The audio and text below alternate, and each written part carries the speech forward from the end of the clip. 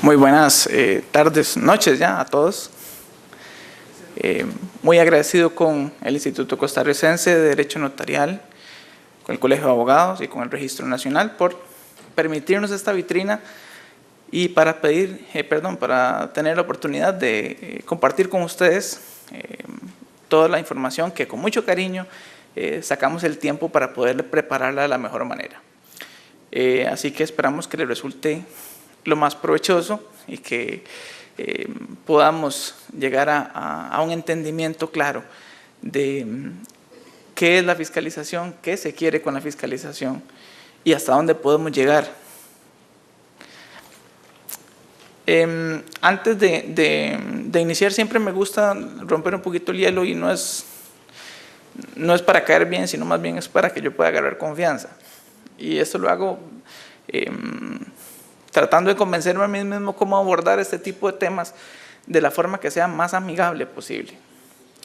Normalmente nos sucede que por las circunstancias y por la audiencia uno quiere ser muy técnico, quiere ser muy elevado.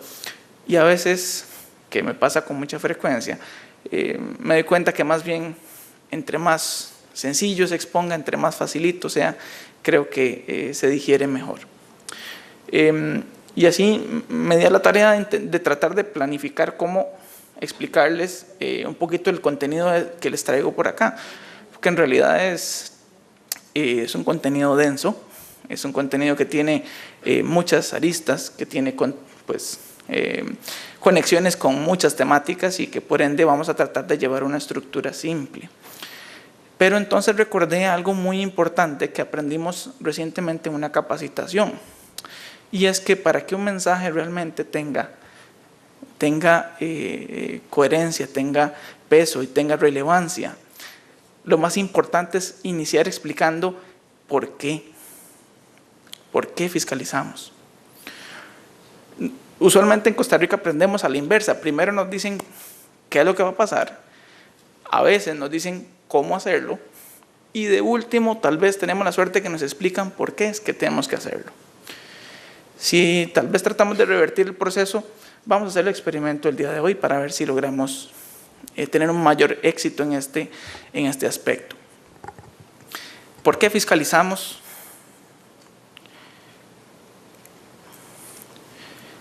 Porque a través de la fiscalización logramos beneficios para el país, beneficios para los notarios públicos, beneficios para la ciudadanía y especialmente para el notariado. El servicio de fiscalización, antes de entrar a escribir qué es y cómo se hace, debemos empezar a interiorizarlo en el aspecto de su importancia. ¿Para qué me sirve? Yo notario, soy notario, tengo muchos años de ejercer, nunca me han fiscalizado. ¿Para qué quiero ser fiscalizado? No quiero ser fiscalizado. Eso es un paradigma que vamos a dejar para el final. Pues, estimado notario, estimada notaria, aunque la legalidad no nos quita el aspecto de hablar de querer o no querer ser fiscalizados, nos toca decir más bien, tenemos que fiscalizar, tenemos que ser fiscalizados. Sí podemos decir que es un soporte, es un apoyo que llega a ustedes. Posiblemente en muchos casos, como ya lo hemos visto, especialmente en los sectores que están fuera del gran área metropolitana, es el único apoyo que llega al notario. El único personero estatal que se apersona a una oficina de un notario a darle información, a brindarle apoyo, tan siquiera con aspectos tan sencillos como tome, actualice sus datos, tome, puede registrar sus sellos y sus firmas. Cosas tan básicas como estas, a las que los que tenemos el privilegio de estar más cerca del gran área metropolitana, las vemos como cotidianas. Los estimables colegas que están fuera del gran área metropolitana la ven como un valor agregado importantísimo, porque no tienen el acceso sencillo a ello.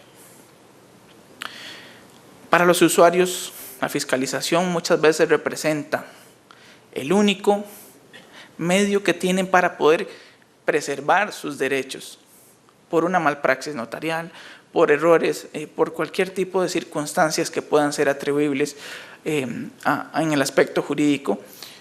La fiscalización viene a brindarles una posibilidad real de poder contar con medios para defender sus intereses.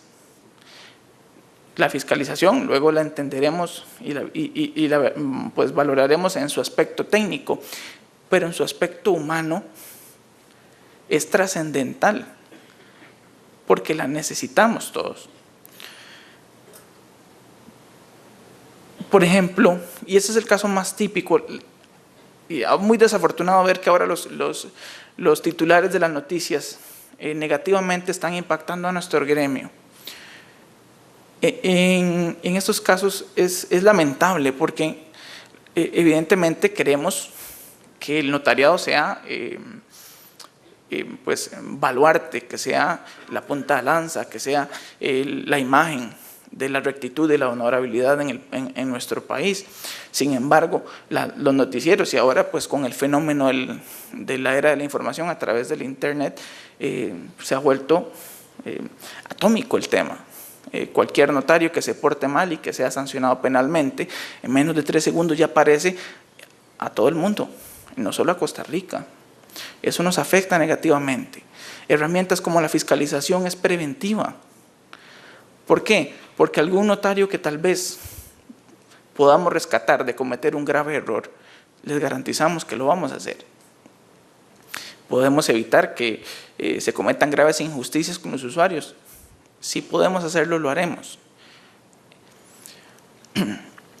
Por supuesto que está el lado no tan divertido, y es por algo que nos estigmatizan un poco a los que somos funcionarios del área de fiscalización. El área no tan divertida tiene que ver con las repercusiones propias de la naturaleza de la función fiscalizadora. ¿Qué pasa con la fiscalización? ¿Por qué me fiscalizan y por qué me pueden sancionar? Vamos a verlo despacito. Hay consecuencias a raíz del incumplimiento, pero estas consecuencias no se pueden materializar, no pueden llegar a existir, no pueden generarse, si no hay un ente que vigile que se está cumpliendo la norma. Y a partir de allí tenemos claro que cualquier repercusión, ya sea una inhabilitación administrativa porque no tenemos requisitos como notarios, porque no tenemos oficina abierta, porque no pagamos las cuotas, o sanciones disciplinarias porque no presentamos los índices o porque no inscribimos un instrumento, o inclusive aquellas acciones penales que se derivan de que a raíz de una fiscalización se pudo determinar que había un notario inscribiendo traspasos sin matriz, que ha sido una lamentable constante que nos hemos encontrado en los últimos tiempos. Situaciones como estas son sobrada justificación para entender por qué es necesario que exista el mecanismo de vigilancia para los notarios públicos.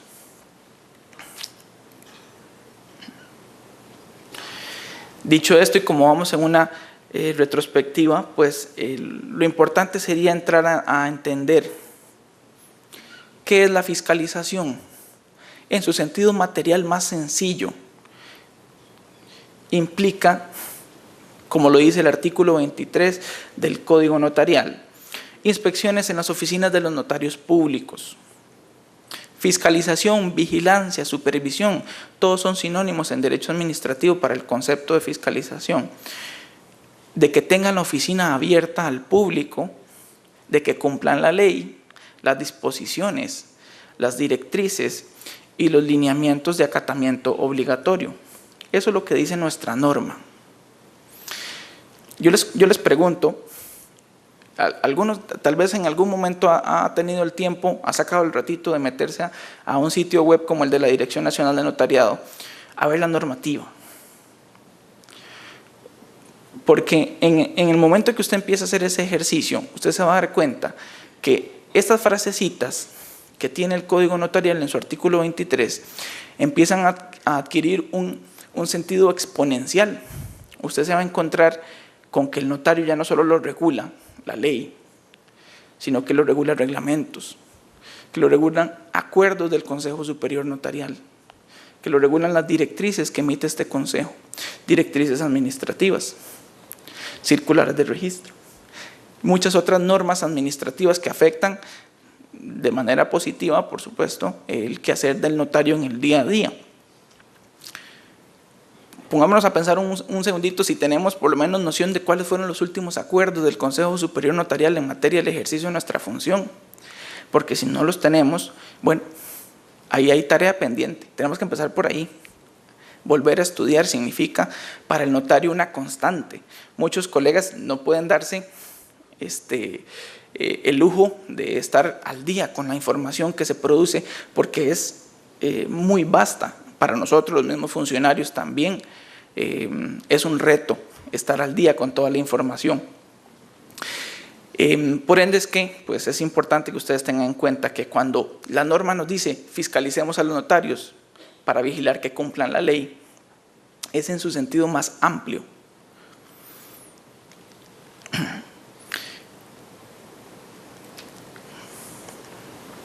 Y lo podemos entender muy fácil únicamente con ver el procedimiento. No los voy a aburrir con mucho texto, con mucha información. Vamos a tratar de ser lo más concretos posibles. El procedimiento de fiscalización es un método que se estandarizó para poder acoplar cualquier componente de la ley, sea pues un componente ya existente o uno nuevo, que sea necesario vigilar para garantizar que el notariado público está ejerciéndolo a derecho. Así, vemos que dentro del procedimiento de fiscalización tenemos una orden de inicio porque el proceso es una prerrogativa de la Dirección Ejecutiva de la Dirección Nacional de Notariado. En consecuencia, es esta la oficina de la cual se emana la disposición, el acto dispositivo que da inicio a la acción de fiscalización. Ahí me disculpan un poquito lo coloquial, pero porque muchos colegas me lo dicen, ¿y cómo me saqué la rifa? En realidad no es una rifa, ¿verdad?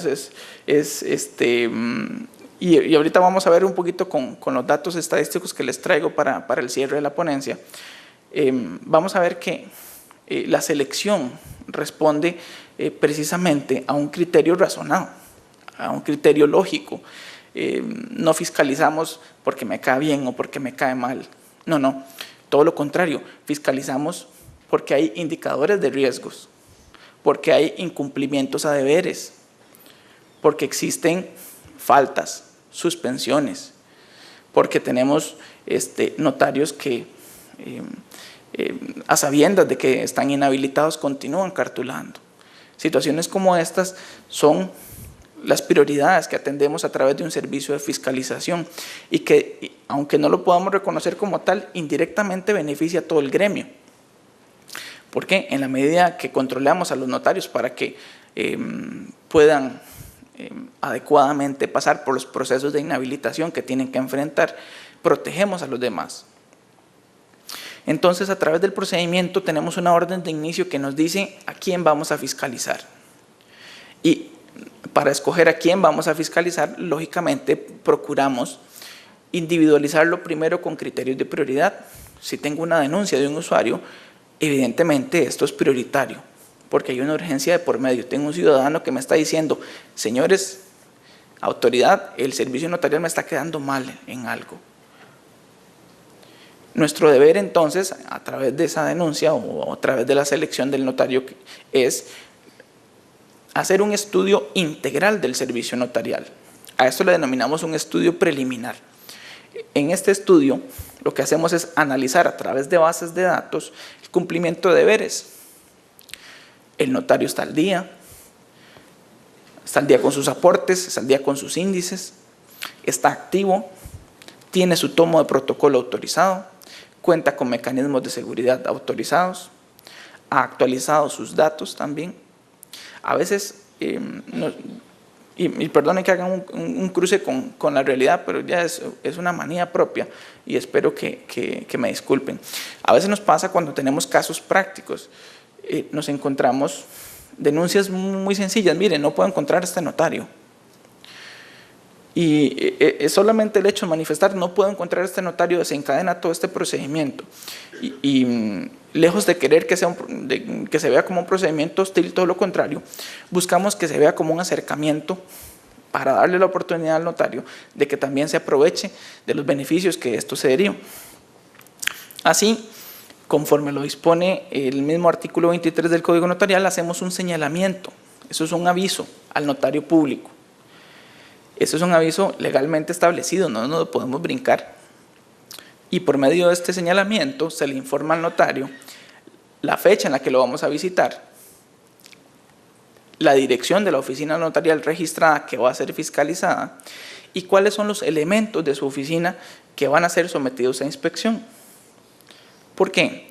Porque la fiscalización no tiene que ser furtiva. Nosotros no somos un cuerpo policial que persigue criminales, nosotros somos un cuerpo profesional que atiende profesionales. Y en ese sentido esas consideraciones son en extremo necesarias, porque queremos franqueza, tanto del notario para con nosotros, como a la inversa de nosotros hacia el notario. No podemos pretender que el notario nos reciba con puertas abiertas sin nunca le avisamos cuando vamos y cuando vamos no le decimos que vamos a inspeccionar. Sería un absurdo que además de que ya la materia, como decimos popularmente, es materia odiosa, además de ello se quiere imponer a la fuerza. No funciona. El modelo de trabajo realmente no da los resultados esperados en ese contexto. Pero por el contrario, cuando hacemos este señalamiento, el notario también, además de que queda informado oportunamente de qué es lo que se va a ir a hacer a su oficina, le atribuye ciertas responsabilidades, ciertos deberes, especialmente el deber de tener a mano, a disposición, los elementos que se van a inspeccionar. ¿Qué inspeccionamos? Muy sencillo.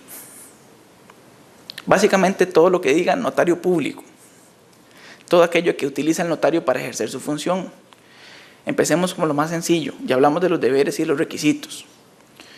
Seguimos con el tomo de protocolo. Que su tomo esté en buenas condiciones es importantísimo. A veces se piensa que solamente el hecho de que las escrituras estén firmadas ya es suficiente, cuando no es así.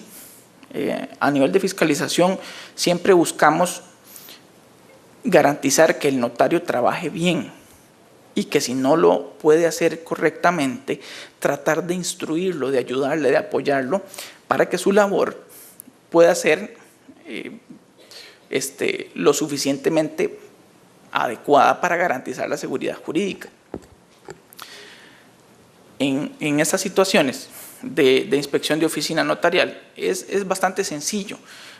Tomamos el tomo de protocolo, lo solicitamos obviamente, lo revisamos, verificamos que esté firmado, que obviamente haya una correlación de las notas al pie, las notas al margen, que pues si estoy haciendo una adicional, que la matriz principal tenga su correspondiente referencia, que esté impreso dentro de los márgenes, que sea legible, que las notas estén plasmadas de forma correcta, que estén firmadas por las partes según corresponda. Nos pasa con mucha frecuencia que actualmente muchos notarios desconocen la reforma que se hizo al artículo 96 del Código Notarial. Y a través de esta reforma al artículo 96, que pueden tomar nota los que no la hayan revisado, el notario mismo por su propia mano puede hacer ciertos tipos de rectificaciones, siempre que éstas no alteren la voluntad de las partes. Pero asuntos más misceláneos, como que me equivoqué en un numerito, por ejemplo en el año, el numerito era 97 y puse 96, que no altera el fondo del negocio ni la cuantía, no altera el tiempo ni el lugar del acto jurídico, el notario por vía legal tiene la potestad de rectificarlo. Y consultas como estas nos llegan en el día a día y nuestra labor no es decirle al notario, vea, le voy a dar un machotito para que usted pueda imprimir. No, realmente no funcionamos así. Más bien funcionamos de una forma un poco más proactiva. Vea el 96, licenciado o licenciada. Vea lo que dice, vea lo que usted puede hacer. Siempre vamos a procurar conducirlos a la norma, porque nuestra función, por su naturaleza, es vigilar el cumplimiento del ordenamiento, es propiamente positiva, es legalidad. Luego del tomo del protocolo vamos a verificar que tengan las copias del mismo tomo. Y siempre nos preguntan, ¿para qué tener copias? Claro, la respuesta se las dan los mismos colegas que han padecido todos los periplos que implican reponer un tomo perdido. o tratar de reponer folios que se dañaron, que se destruyeron, que se extraviaron. Sin las copias, ¿de dónde saco la información para hacer esa reposición? Ah, claro, es que yo la tengo guardada en la computadora. Pero nos pasó con los colegas de Upala, que perdieron las copias y la computadora.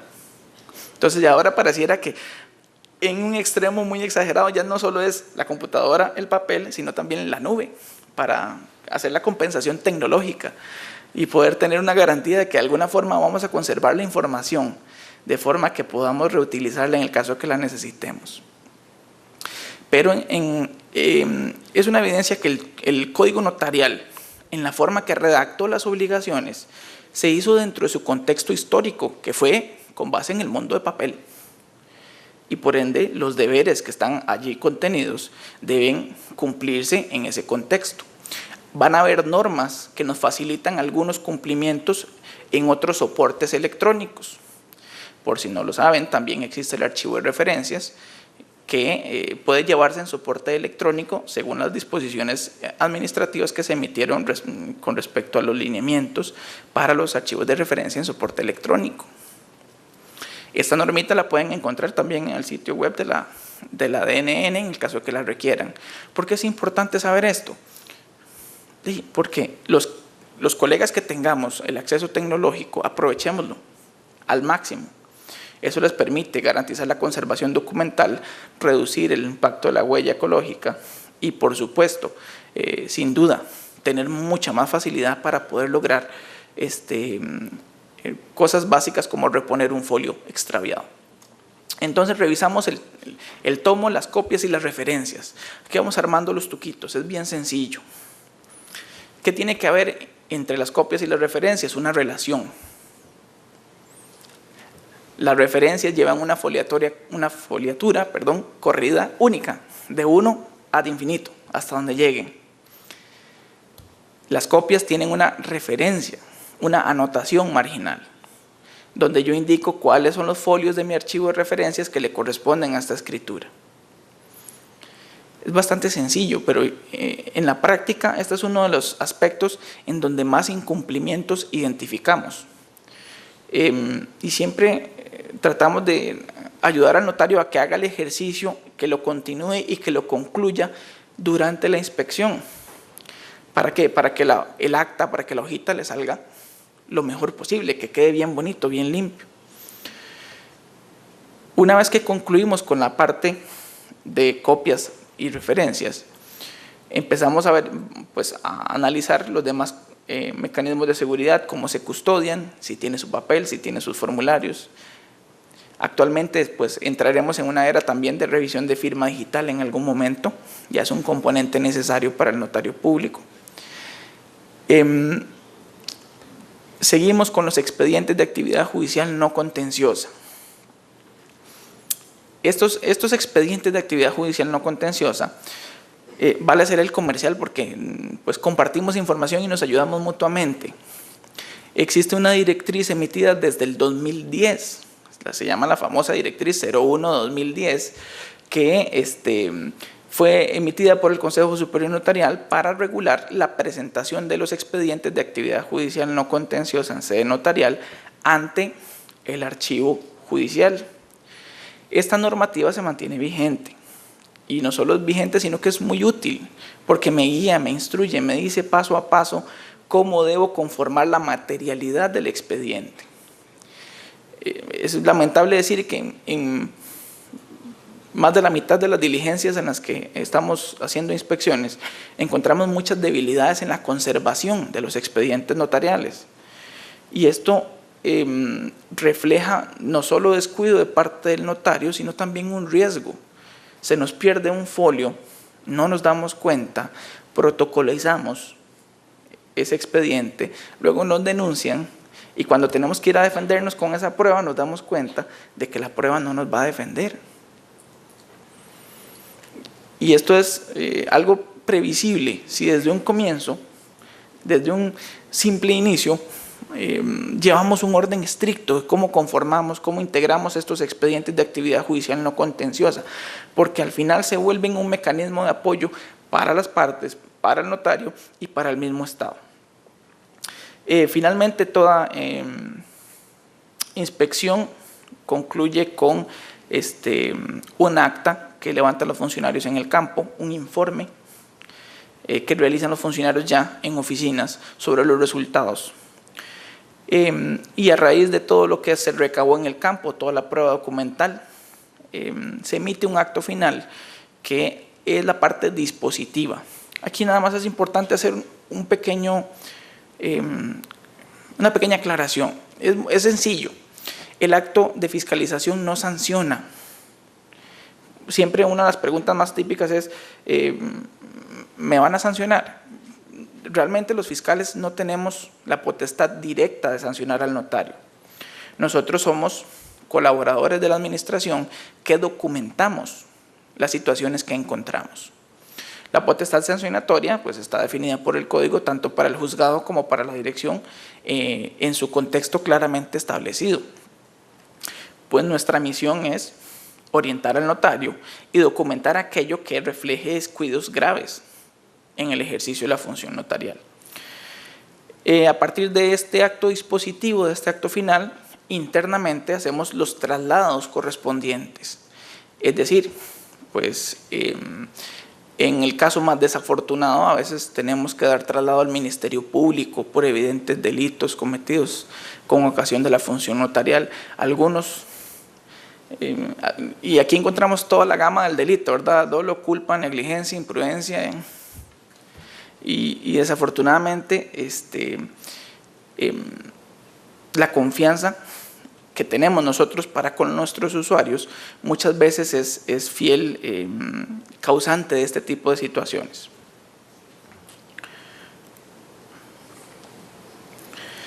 ¿Qué nos hemos encontrado en general con respecto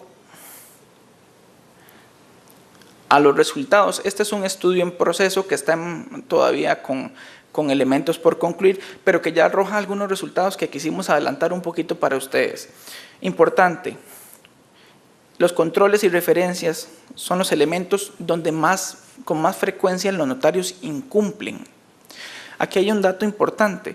Siempre nos preguntan, ¿tengo que llevar control del papel de seguridad? Parece una pregunta muy básica. Si usted lo busca en la norma no lo dice. Pero si usted lo ve en la práctica se lo exige. Un colega de San Carlos, les cuento la anécdota rápidamente, nos visitó porque el Ministerio Público lo invitó a que se presentara para indagatoria. Y ya cuando me dicen la palabra indagatoria ya no me suena bonito, ¿verdad? A mí en lo personal y cualquiera pues, puede padecer una situación similar. La situación pues, a nivel penal trataba del uso de un documento falso con un papel de seguridad cuya numeración coincidía con las que le fueron autorizadas a este colega. Por supuesto que este colega en su susto con el Ministerio Público se presenta primero a la dirección y conversa con nosotros. Lo primero que le decimos al colega es, ¿usted lleva control de su papel? Él dice, no, es que no sabía que tenía que llevarlo. Dice, bueno, no está obligado a llevarlo, pero lo tiene. Dice, yo tengo un control, como todos tenemos un control por ahí. Y cuando le pedimos que identifique o que ubique el papel de seguridad en su control, él se da cuenta que su papel de seguridad lo tiene en su oficina sin utilizar. El mismo numerito, que fue pues, obviamente falsificado, tuvo que devolverse hasta San Carlos a recoger el papel para irse a presentar a la fiscalía. Situación que pues obviamente le hubiera permitido de una forma más sencilla resolverse sin tener que hacer tanto viaje, pero refleja utilidad práctica tener este tipo de controles. El otro aspecto que es importante, que es el tema de los requisitos legales, que es este que está por acá, este 18%. El tema de requisitos legales es muy sencillo. Ya yo tengo un artículo o varios artículos del código que me dicen cuáles son los requisitos legales para ser y ejercer como notario público. Basta con revisarlos con alguna recurrencia para tenerlos claros. Oficina, abierta al público. Mire, es que me pasé de oficina y no he reportado la nueva oficina. Uy, qué importante es eso. A veces nos vemos en un gasto de recursos innecesarios porque el notario no nos actualiza la información. Desplegamos toda una diligencia para poder visitarlo porque no contesta el teléfono, el correo ya no lo utiliza, el fax ya no le corresponde y la oficina tampoco. En ese tipo de circunstancias, nosotros por disposición normativa no nos queda otra alternativa más que iniciar diligencias de inhabilitación porque no tiene oficina abierta. Claro, esto se previene de una forma muy sencilla.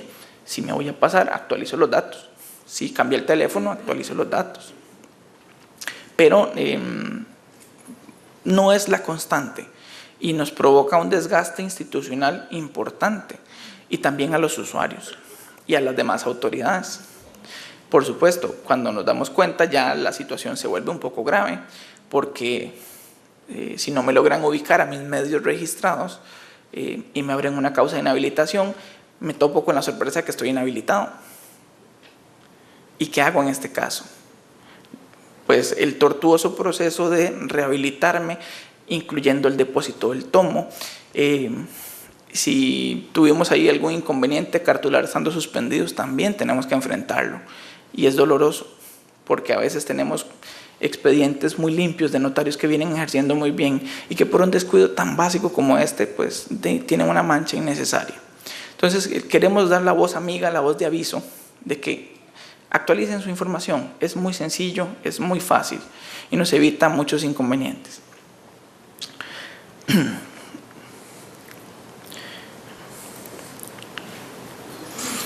Pues bueno, ya vimos un poquito por qué se fiscaliza, ya vimos un poquito cómo se fiscaliza. Ahora vamos a ver, es una parte que me gusta pues, bastante en lo personal, que se fiscaliza desde el punto de vista del ser humano, de la población de notarios. Aquí son datos estadísticos, entonces voy a tratar de llevarlos un poquito con calma, pero son útiles, porque lo que quiero con esta información es brindarles una pequeña radiografía de la realidad del notariado costarricense. Aquí podemos ver que tenemos un total de 8.165 notarios públicos activos. De este total, el 43.99% son notarias, mientras que el 56.01% son notarios. Tenemos un 34% que está inactivo y los registros de fallecimientos y de inscripciones únicamente por separados. Son los grupos más reducidos. ¿Por qué es útil esta información? Para nosotros, a nivel de fiscalización, utilizamos estos datos para planificar cuántos recursos necesitamos, cuáles son las necesidades primordiales que tenemos que atender a nivel de población. Hay un dato muy interesante. A nivel de notarios activos, hay un mayor desequilibrio de género frente a los notarios inactivos, que están bastante equilibrados. Ahora, dentro de los notarios, dentro del bloque de los notarios, tenemos también registros. Y aquí los números van a variar, pero lo que quiero que entiendan es que en la diapositiva anterior estamos viendo notarios, aquí estamos viendo registros. O sea, eso significa lineecitas dentro de una base de datos. Por eso es que las cifras varían. Pero hemos tenido registros de notarios plenos, que es la función predominante. Contamos con registros de notarios institucionales hasta 187, notarios consulares hasta 221 y 5 registros de notarios del Estado.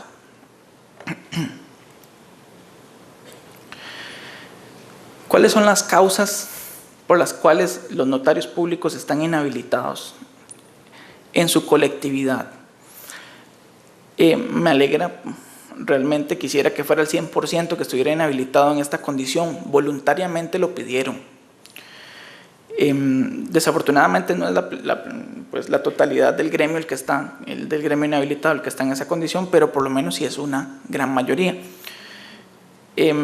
Este término que está por acá, que se llama cese forzoso, es una inhabilitación administrativa, particularmente por pérdida de requisitos. representa un rubro importante, porque estamos hablando de 1.041 colegas que están inhabilitados por esta condición. Tenemos, por materia disciplinaria, con suspensiones vigentes, el 19.40% de los notarios, más o menos 1.089 colegas suspendidos actualmente. Aquí podemos hacer una pausa nada más para hacer una pequeña reflexión. Realmente el número es un poco vergonzoso a nivel país. Y digo vergonzoso porque muchas de estas suspensiones pudieran evitarse si el notario simplemente se disciplina a decir que no. El deber de abstención existe en la norma, pero yo creo que es el que menos se usa. Y nosotros entendemos la realidad socioeconómica del país que nos empuja a tener que decir que sí a todo lo que salga al frente de la oficina notarial. Pero muchas veces nuestra carrera como notarios públicos se ve manchada porque no supimos decir que no en el momento necesario. Este número que está aquí es un número que tuvimos que extraer básicamente para reflejar que las sanciones penales ya están empezando a hacer mella en el gremio. Y no queremos que este número crezca. Realmente esperamos incentivar con estos mensajes en ustedes la conciencia necesaria para que esta cifra no sea creciente. Un aspecto que para mí es realmente importante va a la mano con el tema del género, porque el servicio notarial se ha enriquecido de la inclusión. Sin embargo, hay algunas tareas pendientes que es importante que estos ejercicios nos ayuden a identificar.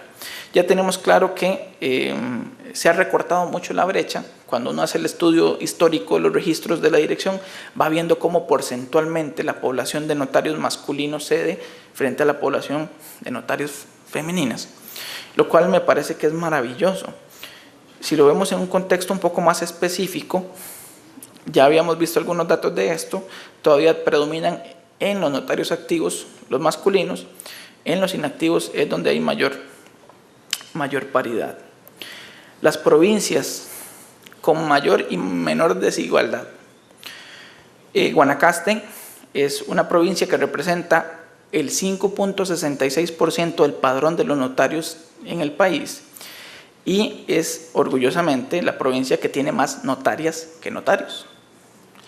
Un 50.43% frente a un 49.57%. Contrario censo, Punta Arenas, que es la provincia que representa el 4.51% del padrón de notarios del país, es aún la provincia que mantiene la mayor disparidad de un 59-51 frente a un 40%. Entonces, pues tenemos datos útiles a nivel institucional. Nos puede servir inclusive para canalizar recursos para sensibilización, para formación académica, para incentivo de población. Queremos incluir a las notarias, a los notarios en condición de igualdad y queremos remover cualquier aspecto que pueda implicar una limitación, una obstrucción a cualquiera de estos dos para lograrlo. Ya para ir cerrando, porque los tengo un poquito aburridos seguramente, ¿dónde están nuestros notarios y cómo están distribuidos en el país? Nuestros notarios se concentran en su mayoría, más de 4.000, en la provincia de San José, seguidos en una segunda instancia por Alajuela, Heredia, Cartago, Guanacaste, Punta Arenas y Limón en ese orden consecutivo. Lo cual refleja obviamente la necesidad a nivel de planificación institucional de dirigir la mayoría de los recursos a vigilar a este grupo que está aquí. Por eso es que los colegas que ejercen dentro de la provincia de San José pueden sentir con más frecuencia la presencia del órgano fiscalizador frente a los que viven en las regiones fuera del gran área metropolitana. No es que no se fiscalizan porque están lejos, no. La diferencia es el recurso que se invierte para lograrlo y el tiempo que toma dentro de este ejercicio. Aquí quisimos hacer un ejercicio un poco interesante que fue vincular el padrón electoral, el padrón de nacimientos de los costarricenses de la ciudadanía con los notarios públicos, para darnos una pequeña pincelada de cómo estamos a nivel de habitantes por notario. Vea qué interesantes los datos que encontramos. La provincia de San José refleja la menor cantidad de habitantes por notario, a pesar de que es la provincia que tiene la mayor cantidad de habitantes. Estos datos según el INEC, el Instituto Nacional de Estadística y Censos. Frente a provincias como Punta Arenas y Limón, en donde tenemos la mayor oportunidad de crecimiento todavía. Listo. Ya para concluir, notarios por kilómetro cuadrado, simplemente haciéndole la acotación, la extensión territorial más grande del país se encuentra en la provincia de Punta Arenas y es donde tienen los indicadores de menor cantidad de notarios por kilómetro cuadrado, frente a la provincia de San José, donde hay mayor saturación de servicio notarial y donde tenemos prácticamente un notario por cada kilómetro cuadrado de la provincia. Pues lógicamente la percepción de que hay muchas oficinas notariales en la provincia de San José es acertada en virtud de la distribución entre cantidad y kilómetro cuadrado. Quisiera extenderme más, pero desafortunadamente se ha cumplido el tiempo que tenía para la ponencia. No me voy sin antes agradecerles el espacio y poniéndome a su disposición y a sus órdenes para cualquier consulta que puedan tener.